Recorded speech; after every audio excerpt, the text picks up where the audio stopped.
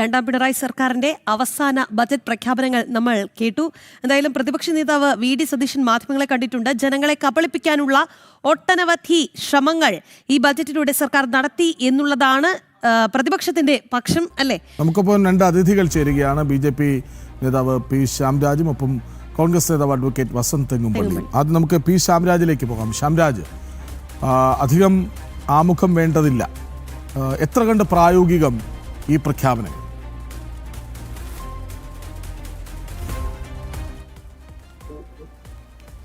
പ്രായോഗികമേ അല്ലല്ലോ. ഈ അവസാനിക്കാൻ 2 മാസം മാത്രം നിലനിൽക്കുന്ന ഒരു സർക്കാർ ഒന്ന് ജനങ്ങളുടെ കണ്ണിൽ പൊടിയിടാനും അതോടൊപ്പം തന്നെ വോട്ട് ബാങ്ക് വോട്ട് ലക്ഷ്യമാക്കി നടത്തിയിട്ടുള്ളൊരു ബഡ്ജറ്റ് മാത്രമേ ഉള്ളൂ. ഇതിനകത്ത് ഓരോന്നും വിശദമായിട്ട് എടുത്ത് പരിശോധിച്ചിട്ടുണ്ടെങ്കിൽ അത് വളരെ എന്താ പറയുക, ഒരു പരിഹാസ്യമാവുന്ന രീതിയിലാണ് ധനമന്ത്രി ഈ വിഷയത്തെ, ഈ ഒരു കാര്യത്തെ ഇന്നത്തെ ബഡ്ജറ്റിനെ അവതരിപ്പിച്ചിട്ടുള്ളത് തന്നെ. ഞാൻ 1-2 ഉദാഹരണങ്ങൾ മാത്രം ഞാൻ അതിനകത്ത് പറയാം. ഒന്ന്, ഇപ്പം നിലവിൽ മെഡിക്കൽ വിതരണക്കാർക്ക് 200 കോടിയാണ് രൂപ, 200 കോടിയുടെ കുടിശ്ശികയാണ് കൊടുക്കാൻ വേണ്ടിയിട്ടുള്ളത്.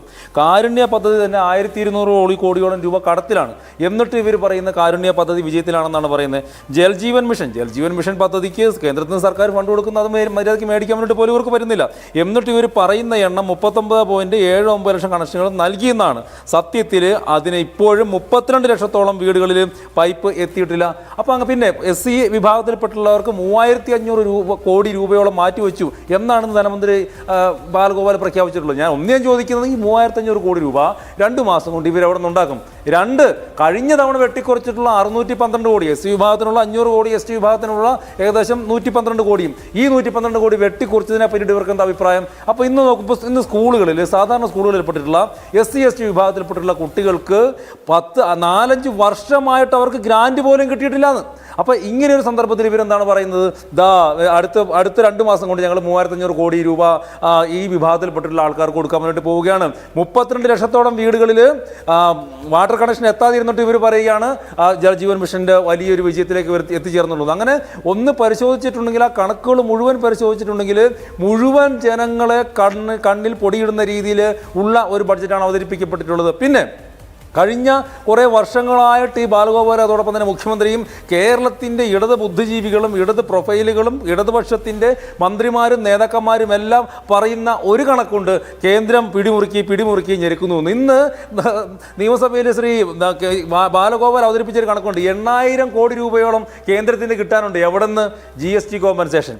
GST കൊണ്ടുവന്ന സമയത്ത് 5 വർഷത്തേക്ക് മാത്രമാണെന്ന് പറഞ്ഞിട്ട് അതിനെ അനുകൂലിച്ച് കേരളത്തിൽ നിന്ന് അന്നത്തെ ധനമന്ത്രിയായിട്ടുള്ള തോമസ് ഐസക് പോലെയുള്ള ആളുകൾ കൈവയ്ക്കുകയും കൈകൊട്ടിയും പാസ്സാക്കിയിട്ടുള്ള ഒരു നിയമത്തെ അത് 5 വർഷത്തിന് ശേഷം നിർത്തിപ്പോയി കഴിഞ്ഞപ്പോൾ ഇപ്പോഴും അവർ പറയുന്നത് കഴിഞ്ഞ ആ 5 വർഷക്കാലത്തേക്ക് ഇനിയും കിട്ടാനുണ്ടെന്നാണ്. അപ്പോൾ ഇങ്ങനെ നുണകൾ പറഞ്ഞിട്ട് സ്വന്തം കഴിവുകേടുകൾ കൊണ്ട്, അതായത് സ്വന്തമായിട്ട് നികുതി പിരിക്കാൻ വേണ്ടിയിട്ട് പറ്റുന്നില്ല, സ്വന്തമായിട്ട് ഭരണനിർവഹണം നടത്താൻ വേണ്ടിയിട്ട് പറ്റുന്നില്ല.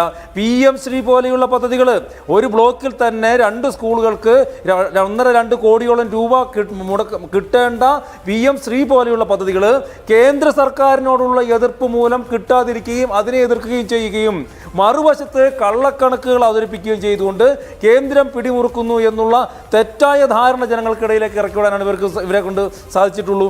മറുവശത്ത് യാതൊരു യാഥാർത്ഥ്യബോധവുമില്ലാതെ, യാതൊരു വാലിഡിറ്റിയും ഇല്ലാത്ത വെറും 2 മാസത്തേക്ക് മാത്രമുള്ള ഒരു കണക്ക് അവതരിപ്പിച്ചുകൊണ്ട് ജനങ്ങളുടെ കണ്ണിൽ പൊടിയിടാനും, അതുമല്ലെങ്കിൽ ഒരുപക്ഷെ ഈ വരുന്ന തിരഞ്ഞെടുപ്പിന് അതുമൂലം 10 വോട്ടുകൾ കിട്ടും എന്നും പറഞ്ഞിട്ടാണ് ഇന്നത്തെ ബഡ്ജറ്റ് അവതരിപ്പിച്ചിരിക്കുന്നത്. ഈ ശമ്പള പരിഷ്കരണം ഞാൻ മനസ്സിലാക്കിയെടുത്തോളം 2024 നിലവിൽ പ്രഖ്യാപനം വരേണ്ടതാണ്. എന്നിട്ട് എന്ത് ഇത്ര പറഞ്ഞിട്ടുള്ളത്? അപ്പോൾ ഇങ്ങനെ ബഡ്ജറ്റിൽ 1 by 1 ആയിട്ട് പരിശോധിച്ചിട്ടുണ്ടെങ്കിൽ റബ്ബറിന് 250 രൂപ താങ്ങൂല എന്നും പറഞ്ഞിട്ട് അധികാരത്തിൽ കയറുന്നില്ല, ഇപ്പോൾ എത്ര രൂപയാണ് കൊടുക്കുന്നത്? അപ്പോൾ ഇങ്ങനെ പരിശോധിച്ചിട്ടുണ്ടെങ്കിൽ 1 by 1 ആയിട്ട് മുഴുവൻ ജനങ്ങളെ കബളിപ്പിക്കുന്ന, ജനങ്ങളുടെ കണ്ണിൽ പൊടിയിടുന്ന ഒരു ബഡ്ജറ്റുമായിട്ടാണ് ശ്രീ KN ബാലഗോപാൽ വന്നിട്ടുള്ളത് എന്നുള്ള കാര്യത്തിൽ യാതൊരു സംശയവുമില്ല.